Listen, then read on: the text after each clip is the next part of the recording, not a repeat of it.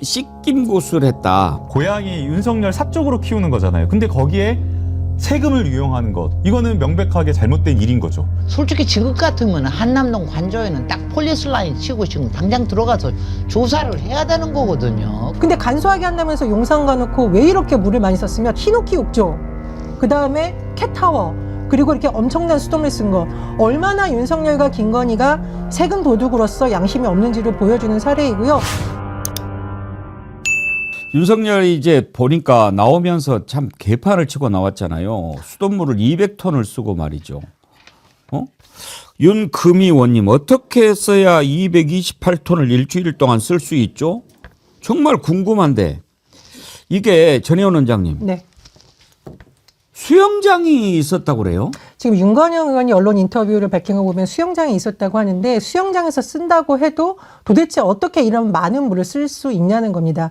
과거 청와대 시절에도 물을 썼지만 이렇게 물을 많이 안 썼는데, 과거 청와대 생각하시면 이제 뭐 나무도 있고 관리해야 될 곳이 많았잖아요. 근데 간소하게 한다면서 용산 가놓고 왜 이렇게 물을 많이 썼으며, 더군다나 헌법재판소에서 어떻게 밝혀주셨어? 대통령 윤석열을 파면한다. 한마디로 세금을 가져다가 쓸 수 없는 위치에 있는 사람이 왜 이렇게 세금을 들여서 엄청난 물을 썼느냐, 참으로 의심스러운데, 저는 혹시 여러 가지 증거인멸 과정에서 쓴 게 아닌가 좀 의심스럽습니다. 그러니까 뭐 호화시설을 뭐 세척을 하든 아니면 어떤 식으로 썼을 거라는 건데, 사실 그 히노키 욕조, 그 다음에 캣타워, 그리고 이렇게 엄청난 수돗물 쓴 것, 얼마나 윤석열과 김건희가 세금 도둑으로서 양심이 없는지를 보여주는 사례이고요. 이 부분에 대해서 반드시 국고 횡령에 준하는 것을 적용해서 그 돈을 치중해야 되지 않습니까? 김남국 의원이. 그리고 처벌도 해야 된다고 저는 생각이 듭니다.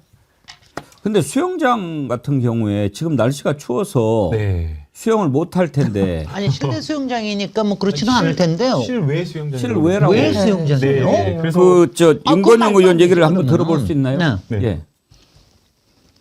네. 물을 뭐 200 몇십 톤 썼다라는 거 있잖아요. 네네. 혹시 이렇게 추정이 되십니까? 어떻게 썼는지가? 내부에서도 좀 의아해 하더라고요. 그래요? 내부에서도.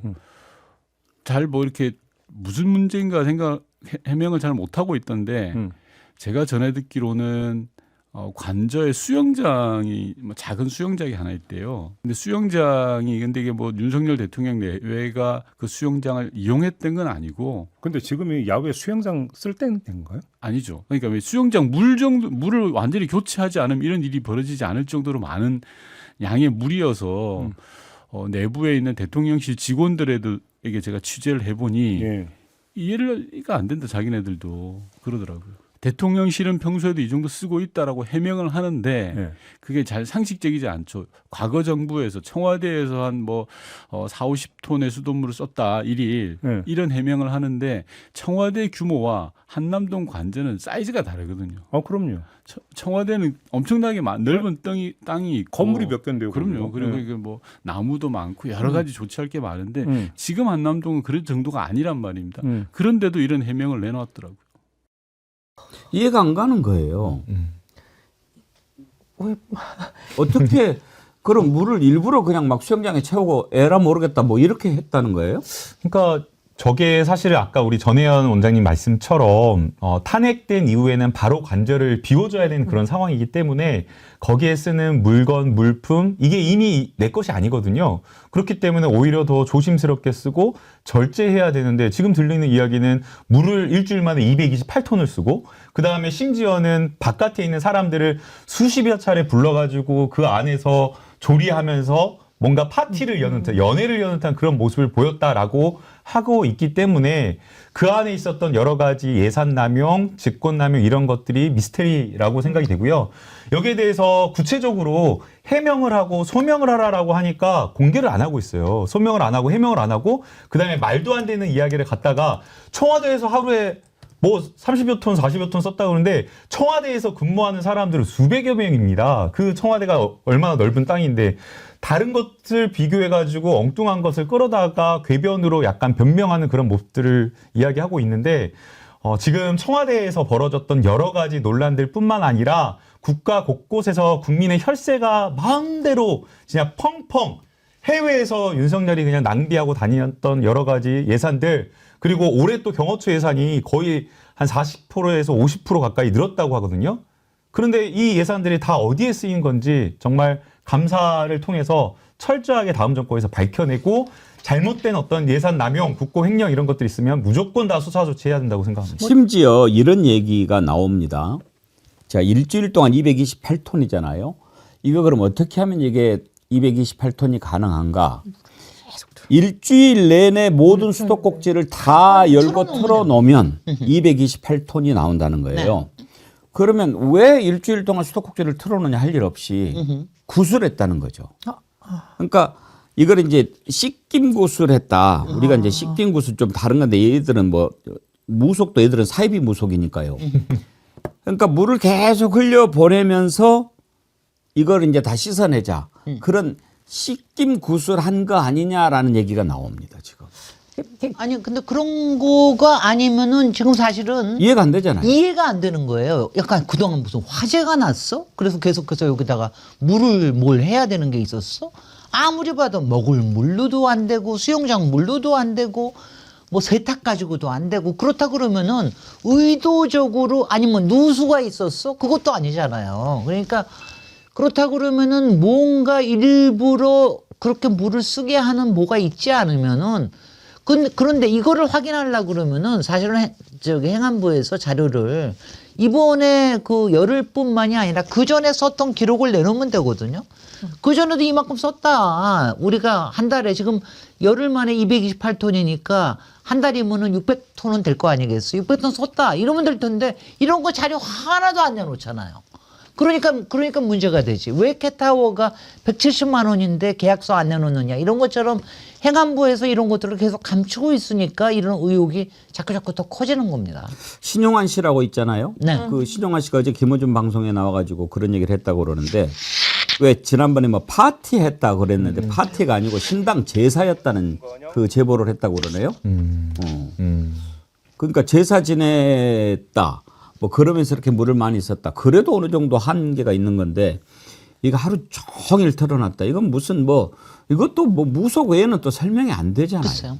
물을 저는 그만큼 일단 좀 썼다면. 무속과 관련된 것도 상당히 의심이 되는데 최근에 이제 건진법사 이런 논란 또 일고 있는 거 보면은 무속인들하고 김건희가 여전히 연결돼서 뭔가 이상한 행동을 하고 있는 게 아니라 첫 번째로 의심 들고요. 두 번째로는 전 이제 저 개인적 경험을 볼 때 과거에 제가 엄청나게 수도세가 많이 나와서 전문가들이 나온 적이 있는데 물이 새고 있다는 거예요. 그러면- 물탱크에서. 네. 그러면 수돗물을 계속 틀어놓은 것처럼 계속 물이 새는 거거든요. 그렇습니다. 근데 21g 얘기 계속 나오고 있거든요. 지금 캣타워라던가 흰옥기옥초 이런 거 다 21g과 연관되어 있는 거 아니에요? 의혹이 세고 있는데, 그래서 저는 21g의 어떤 부실공사 부분이 지금 드러나고 있는 건 아닌가. 근데 이런 걸 막기 위해서 물을 계속 틀어놓고 이건 물이 새가지고 이렇게 된 거다. 혹시 이런 의혹까지 나오지 않을까? 저는 뭐 그런 생각도 듭니다. 그 선영수 님이요. 저는 세차장을 운영하고 있는데요. 저희가 1년 써도 100톤이 안 됩니다. 이런 부분은 직접 물을 써보니까 네. 아시잖아요. 얼마나 큰 양인지. 장닭님은요. 228톤이면 얼마나 많은 양인지 아십니까? 화물 열차 화차 5칸 반입니다. 이렇게 비교해 주시니까 확 와닿죠. 도대체 이자가 뭐를 했는지 하여튼 이것도 나중에 이제 다 조사하면 나오겠지만 지금 왜 이렇게 됩니까? 한덕수, 최상목, 정진석, 김성훈 이런 자들이 그 자리에 그대로 있으니까 그렇게 되는 그런 거죠. 거예요. 이걸 다 정리를 해야 되는데. 안에 있는 것들을 지금 자료들을 다 내놔야 되는데 그리고요. 솔직히 지금 같으면 한남동 관저에는 딱 폴리스 라인 치고 지금 당장 들어가서 조사를 해야 되는 거거든요. 근데 그걸 안 하고 있잖아. 그걸 갖다 경호처에서 며칠 전에 압수수색하는데 그것도 또 막아서고 있지 않습니까? 그러니까 말이 안 되는 거지. 그러니까 그게 정진석이하고 김성훈이하고 같이 합작해서 그런다고 그러는데 그 자체가 말이 안 되는 겁니다. 지금도 무슨 짓을 하고 있을지. 저는 그런 거 전혀 믿는 사람은 아닌데 웃기는 게 며칠 전에 왜 성관위에다가 붉은 천에 예. 부적 같은 거를 왜 묻었다. 하나는 화단에다 묻고 하나는 또뭘 노멘트 부수고. 밑에다가 묻고 이런다는데 이런 바보 같은 자들은 무슨 짓을 할지 모르는 거거든요. 그래서 그런 것들이 지금 아주 석연치가 않아요. 그리고 이제 캣타워도 말이죠. 이것도 분명히 밝혀야 되는데 일단 그쪽에서 나오는 해명이 500만 원이 아니고 170만 원이다.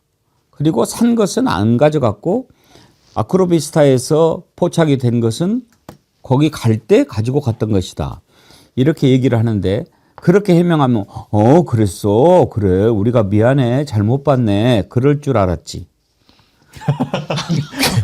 김남국 의원님. 170만 원도 그거 지 돈으로 써야죠. 그거 나라 세금으로 쓰면 돼요. 안 되죠. 고양이나 이런 어떤 강아지나 외국에서 선물 받은 그런 강아지들 있잖아요. 근데 법적으로 그것을 지원하고 세금으로 쓸 만한 법적 근거가 전혀 없습니다. 그런데 하물며 고양이 윤석열 사적으로 키우는 거잖아요. 근데 거기에 세금을 유용하는 것, 이거는 명백하게 잘못된 일인 거죠. 그리고 또 아까 말씀하신 것처럼 500만 원 진짜 기절하잖아요. 170만 원도 역시 마찬가지로 말도 안 되는 가격인 거거든요. 우리가 일반 그 침대가 자는 그 수면의 질 때문에 침대가 되게 중요하다고 하지만 되게 평범한 가정에서 침대 사는데 50에서 100만 원 넘어가지 않거든요. 근데 고양이가 사는 집을 170만 원짜리 산다. 그리고 그것을 세금으로 썼다? 그럼 거기에는 국민들이 화날 수밖에, 분노할 수밖에 없는 거고요. 고양이 사는데 그렇게 170만 원을 유용하고 함부로 썼다라고 한다면 과연 국민 세금을 다른 곳에서는 얼마나 마음대로 펑펑 쓰면서 호화롭게 썼을까라는 그 생각이 들기 때문에 역시 수사밖에 답이 없다. 이놈들은. 아니, 저는 궁금한 게 그러니까 윤석열과 김건희가 평생을 법카와 그다음에 특활비와 그다음에 예비비 또 빼서 이렇게 살아왔던 경호처에 또 예비비까지 또 빼서 살아왔던 건데 이 사람들이 아마 이사 비용도 나는 누가 냈는지 좀 궁금하고 솔직히 그다음에 제일 궁금한 게 최근에 왜 그 변호사 둘하고 예. 왜 가서 아크로비스타 밑에 가서 식당에서 밥 예. 먹는 거거든요. 아 저거 돈을 누가 냈을까? 아니 이거는 순수하게 완전히 사조로 돌아가서 개인의 정치 활동이거든요. 그거야 뭐 이거 지 돈으로 누가 냈을까? 샀겠죠. 아 지금 나는 그래서 거까지 가는데. 안 써본 놈이라.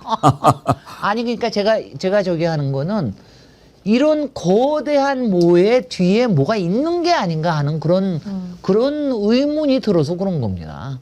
아니, 그러니까 평생을 국고를 낭비하면서 살아왔던 저는 검찰에 상당히 많은 특활비나 이런 것도 굉장히 의심스럽습니다. 그러니까 500만 원이라고 그래서 놀라니까 그 500이 아니고 170이라고 그래요. 그러면 그건 괜찮으냐고요. 말이 안 되는 짓을 지금 이렇게 하고 있는데 어제 그런 말씀을 제가 드렸어요. 이걸 어떻게 하냐. 근데 방법은 하나밖에 없더라고요. 압도적인 대선 승리. 그걸로 딱 이렇게 정리를 해야지 지금 뭐 끙끙 앓아봐야 방법이 안 나옵니다. 지금 하는 꼬라지들 보십시오.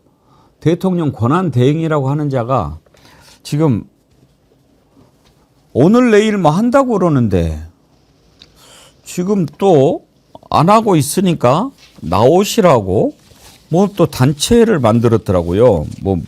뭐지 이름이? 근데 왜 거기에 옛날 사람 한덕수 대통령 후보 국민 추대위 이게 내일 공식 출범한다는 거예요. 근데 그 추대위에 손학규 전 민주당 대표, 고건 전 총리, 김만복 전 국정원장, 황 의원은 지금 국민의힘 선거관리위원장 아닌가? 그런데 그렇습니다. 이런 사람들이 참여한다. 근데 지금 이 정도 기사가 나왔으면 손학규, 고건, 김만복 쪽에서 아니다라고 나와야 되는데 아직은 안 나와요. 김만복은 선글라스 그 김만복이죠. 근데 이 사람들이 한덕수가 대통령으로 나와야 된다라고 하는 추대위를 만든다는 거 아니에요? 내일 지금 기자회견 열고? 네. 그러니까 약간 어떻게 보면 시대착오적인 사고를 하고 있는 분들이 아닌가라는 생각이 듭니다. 민주주의 국가에서 국민들의 민의와 국민들의 마음이 모아져서 선거를 통해서 지도자가 선출이 되는 건데 이 사람들은 소위 말해서 한 세대, 두 세대, 세 세대 한참 전에 흘러간 어떤 과거의 기득권 세력들인데 자기네들이 모여가지고 똘똘 뭉쳐가지고 있는 남아있는 권력들을 긁어 모아서 한덕수로 가자 라고 하면 마치 대통령을 만들어낼 수 있는 것처럼 큰 착각 속에 빠져 있는 겁니다. 더군다나 한독수가 다른 사람도 아니고 윤석열 처음 임기 첫날부터 임기 처음부터 끝까지 내란 이후까지 지금 윤석열의 모든 어떤 국정에 망한 모든 어떤 책임을 지고 있는 어떻게 보면 윤석열 내란 동조 세력인데 그 놈을 대통령으로 지도자로 세운다. 그렇게 하면 속여가지고 국민을 어떻게 해가지고 뭔가 우리 중도를 끌어들이고 이길 수 있다라는 이런 생각을 하고 있기 때문에 저는 기가 막히다고 생각을 하고요. 결국에 지금 나오고 있는 여론조사를 보게 되면 한독수가 나온다고 해서 중도의 어떤 확장성이나 이런 것들 파괴력이 전혀 있는 것으로 보이지가 않고요. 오히려 한독수가 나와가지고 여론조사 잡히는 걸 보면 주변에 있는 잔챙이들, 김문수 뭐 이런 사람들의 여론을 더 빼앗아가는 어떤 그런 국면이기 때문에 나와봤자 민주당만 도와주는 그 역할을 하고 있다고 생각이 됩니다. 저는 근데 한때 국가에서 중요한 역할을 하거나 정당에서 중요한 역할을 하셨던 어른들께서 왜 이러시는지 너무 안타깝습니다. 요즘 어른 하면 어른이 김장하라고 하잖아요. 그러니까 이게 진짜 어른과 가짜 어른의 차이잖아요. 앞으로의 대선이 얼마나 중요합니까? 계엄으로 흔들렸던 이른바 K민주주의를 다시 세워야 되고요. 앞으로 5년의 미래를 결정짓는 게 아니라 100년, 200년의 미래를 결정짓는 중요한 선거가 될 거라고 대부분 얘기를 합니다. 이른바 미래 세대를 위한 대선이 되어야 된다라고 하는데 지금 한때 고위직에 계셨거나 정당의 대표까지 지내셨던 분들이 내란 수괴와 사실상 공범의 의심을 받고 있고 수사를 받아야 되는 인물을 대선 후보로 추대한다? 저는 사실 이 뉴스를 보고 너무 참 씁쓸했고요. 뉴스 보니까 지금 벌써 이제 기자회견을 하고 있는 것 같습니다. 그래요? 지금이라도 오히려 한독수는 출마하면 안 된다라는 위원회를 만드셔야 되는 게 아닌가. 저는 개인적으로 이런 바람이 있습니다. 오늘이군요. 네. 내일이 아니고 오늘 오전 지금 10시 30분이니까 하고 있네요. 지금 하고 있어요? 그 참석자들이 그렇게들 나와요? 네. 지금 뭐 기자회견을 하고 있는 것으로 지금 누가 나와요? 사진만 떠서 이제 정확한 명칭을 아니 가지고 근데 확인해 보겠습니다. 저는 오늘 정말 크게 배워가는데 상 갔나고 나 저 앞으로 자주 쓸 것 같은데 정말 이 한독수 상 갔나고 근데 저는 믿어지지가 않는 게 지금 바로 아까 얘기하시는 이 어른들 손학규나 이 고건이나 김만복 저는 솔직히 이 사람들 나는 이름 도둑질 맞은 게 아닌가 하는 생각이 드는데 저도 그렇게 생각했는데 참석했다고 그러면 정말 실망인데요. 저는 왜냐하면 가령 손학규 전 대표가 개헌이나 이런 모임에 참여했다는 그거는 뭐 있을 수도 있다고 생각을 하지만 이렇게 상간나구를 위해서 하는 일에 이런 식으로 이리 붙었다 저리 붙었다 더군다나 지금 나라까지 팔아먹으면서 지금 하려고 이런 추세에 있는 사람을 한다라는 거 저는 믿어지지가 않습니다. 그래서 저는 이 한독수는요 지금 뭐 갈 때까지 지금 다 갔는데 저는 이 뒤에 있는 세력이 누군지는 모르겠지만 그게 윤석열인지 김건희인지 누가 이런 짓을 하고 있는지 모르겠는데 저는 뭐 아무 효과가 없을 거라고 생각해요. 미풍의 미풍일 거라고 생각을 합니다. 다만 이 과정에서 지금 24일 날부터 일어나고 있는 그 최상목이와 그다음에 산업부 장관까지 가가지고 하는 이 관세 협상 여기에 나라만 팔아먹지 않을 이것만 확실하게 하는 게 중요하지 지금 딴짓은 못하게 하는 건 굉장히 중요하다고 생각합니다. 정말로 해요. 나는 믿어지지가 않아. 일단 아침 뉴스를 보니까 손학규 전 민주당 대표는 불참한다라는 일부 속보도 뜨고 있어서 상황을 좀 지켜봐야겠습니다. 그런데 지금 이제 참여할 것으로 알려진 인물들이 독재 정권 겪으셨던 분들이잖아요. 그리고 과거에 우리 대학생들이 백골단에 맞는 모습 지켜보셨던 분들 아닙니까? 국정이 얼마나 중요한지 아시는 분들이잖아요. 제가 말씀드렸듯이 한독수를 대통령 후보로 추대하실 건이 아니라 오히려 한독수 불출마를 촉구하는 위원회를 만드셔서 이런 데 중심을 잡아주셔야 된다. 그게 한때 어른이라고 불리셨던 그리고 정치의 주역으로서 활동하셨던 분들의 오히려 큰 책임이다. 저는 이렇게 생각합니다. 정말 인생을 잘 살아야지요. 나중에 그 뒷모습이 남습니다. 아이고요. 지기현 판사한테 오늘 제가 계속 경고를 하는데 반성하고 뉘우치고 그러면은 뒷모습 괜찮을 수 있습니다. 그런데 지금 이게 무슨 모습입니까? 프란치스코 교황이 선종하셨는데 유언도 그분 답더라고요. 나의 무덤은 특별한 장식 없이 단순해야 할 것입니다. 비문엔 프란치스코만 새겨져 있어야 합니다. 교황청이 프란치스코 교황의 유언 일부를 이렇게 공개했는데요. 프란치스코 교황은 교황이 이렇게 십자가를 들고 다니는데 그게 다 순금으로 돼 있는 것들을 들고 다녔어요. 권위가 있으니까. 근데 프란치스코 교황은 철로 만든 거 그걸 이렇게 들고 다녔고 얼마 전부터 계속 건강이 안 좋아서 위독하다라고 하니까 나는데 그때도 의식이 돌아오면은 가자지구 전쟁은 어떻게 됐느냐 여기에 관심을 갖고 항상 낮은 곳을 보는 그런 모습을 보였던 분이 이제 선종했습니다. 이런 그 뒷모습들 그런 것을 오늘 우리가 좀 많이 생각해 보게 되는데요.